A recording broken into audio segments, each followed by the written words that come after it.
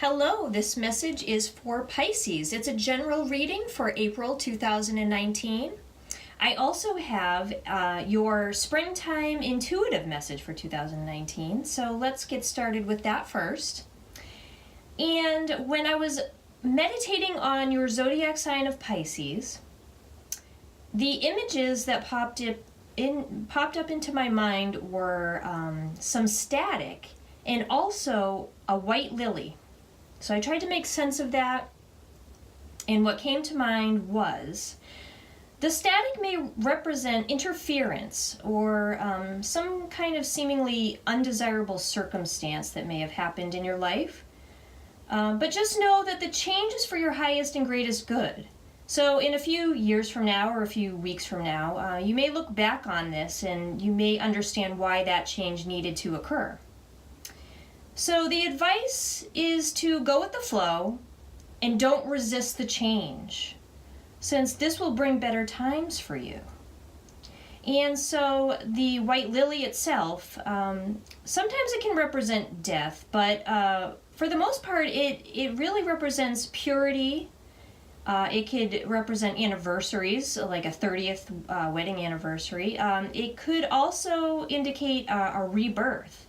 So maybe you're ready to start a brand new chapter in your life and going with a clean slate and just starting over. And when I'm looking over here at your 4-card spread, it all makes sense. It totally ties into the static versus white lily images that I saw in my mind. So let's get started with your reading.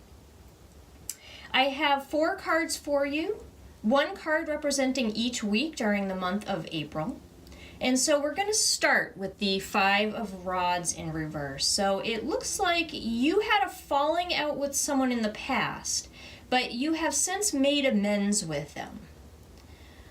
And you feel like sometimes you may be, walking on eggshells, you're on thin ice, you kind of feel like, someone is getting mad at you for little things, and you're trying your best to please them, and you really need to try your best to figure out some kind of common ground. So in the second week of April, you have the 9 of Swords. So the drama that was happening before really kind of has you worried that it's going to happen again. I mean, even though you made up and you made amends and you're back to business as usual, there's still always that fear in the back of your mind that things could go wrong again.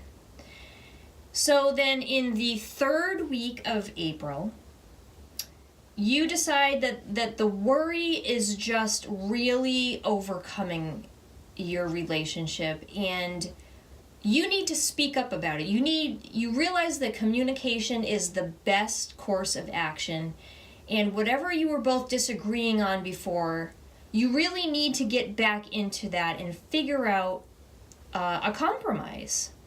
Figure out how you can both carry on, but without someone dominating the whole relationship. There's got to be some give and take.